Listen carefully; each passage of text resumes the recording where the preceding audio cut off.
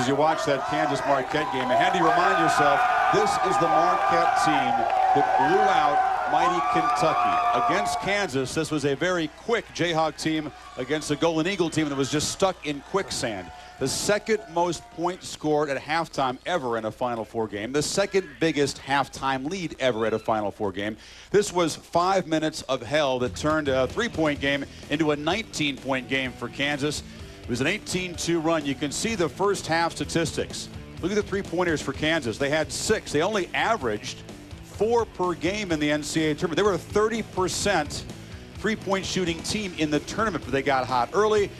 Novak, the freshman, he went cold from behind the line, and Kansas just beat Marquette up the floor. I'll give a hockey analogy to you guys. Odd man rush. It was always 1-on-0, 2-on-1.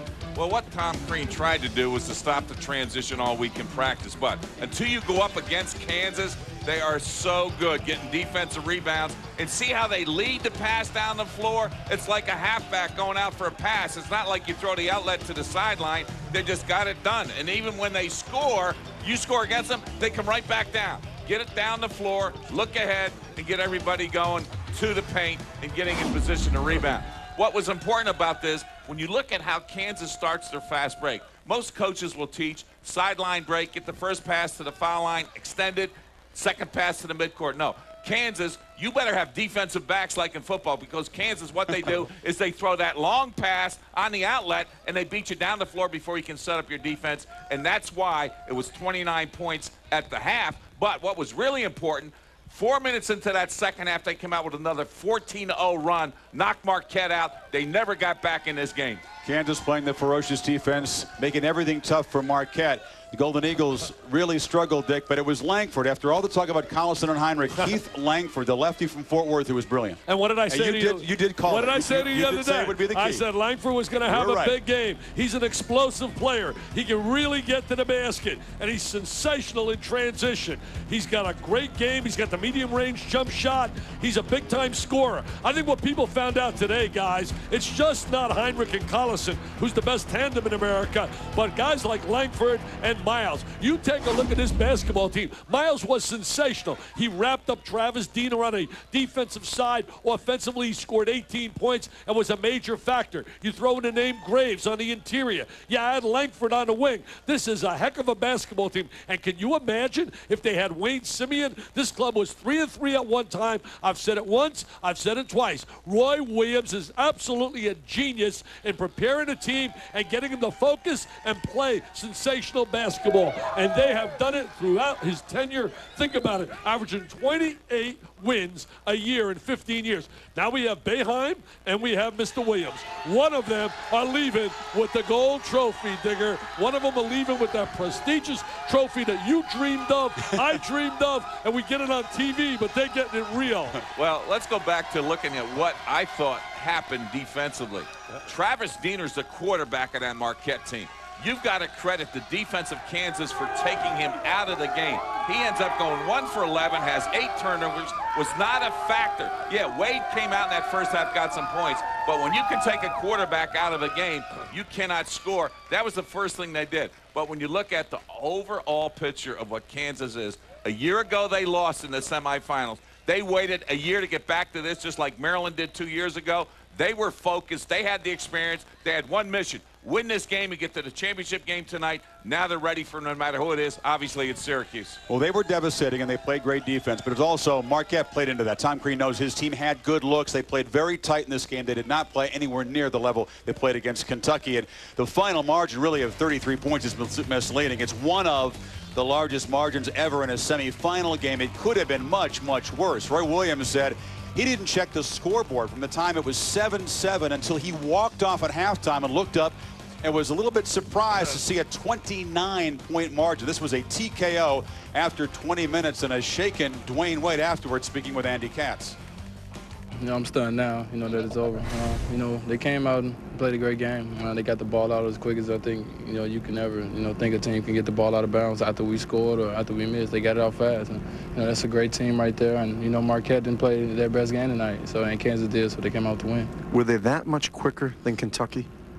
Yeah, they was a lot quicker than Kentucky, but you know, I think in the Kentucky game we got back better also. So you know, we'll never know if we, you know, because we didn't communicate as good. You know, we had a lot of guys not communicating. You know, me, I'm take a lot of credit for, a lot of things. So I'm gonna take, you know, the blame for saying I wasn't helping the team communicate. And you know, that's a quick team right there. And you know, they're gonna give whoever wins the next game a lot of problems. Why couldn't you or Travis get free offensively? They did a great job of denying us the ball, you know, as much as possible. And then when we got it, they did a great job making us take tough shots. But, you know, we didn't do a good job of getting it to our offense faster. Is this the way you want your career to end? And if not, what are you going to do? You don't never want your career to end, period. You always want to go out as a champion. You know, every loss hurts. You know, no matter if it's this loss or the one at the beginning of the year, every loss hurts the same to me. And, you know, right now I'm just living in the present right now, not thinking about my future. Okay. Thanks, Dwayne. Andy, thank you. One of certainly the Marquette's greatest seasons ever fall short of the championship they got back in 1977. This is not the way they wanted to go out, though. Their 5 losses this year. Realize a total of 41 points in those losses. Tonight, it's 33 points.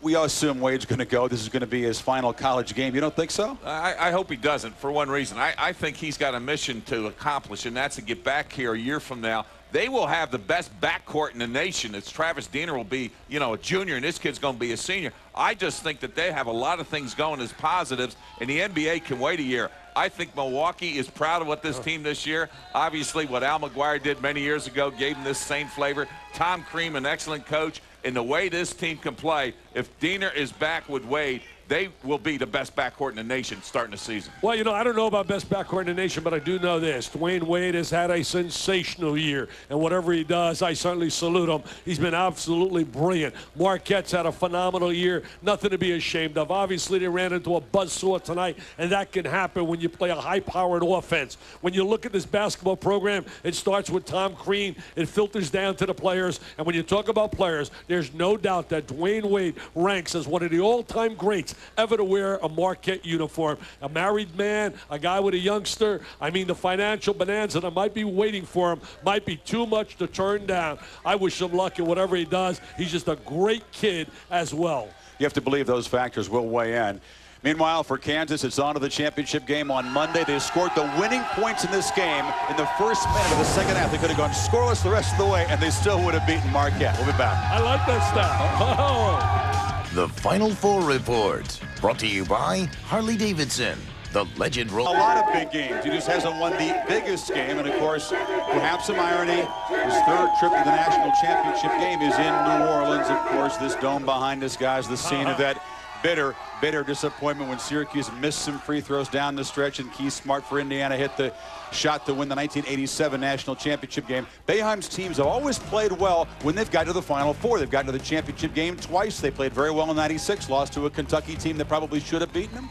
So they played well when they've gotten to this stage. But I look at Boeheim as a guy who believes with what he can do with people. Now, he loves his 2-3 zone. It's become sort of like the talk of this whole NCAA tournament. But what he does with his personnel is what amazes me. Like, he puts Dwayne on top, and that kid's 6'7", 6'8", with a wingspan that you can't guard, you can't penetrate, and you can't shoot over. And then what he does with personnel, like when he brings McNeil in, he's the enforcer in the paint. Yeah, he didn't have a big game tonight, but still defensively they make that mindset that we will get you focused to one thing and do the opposite. That's why he is such a great coach, Dick. And we talked about his offense early in the game tonight, because you're thinking about the 2-3 zone. Meanwhile, he's going down scoring points against you.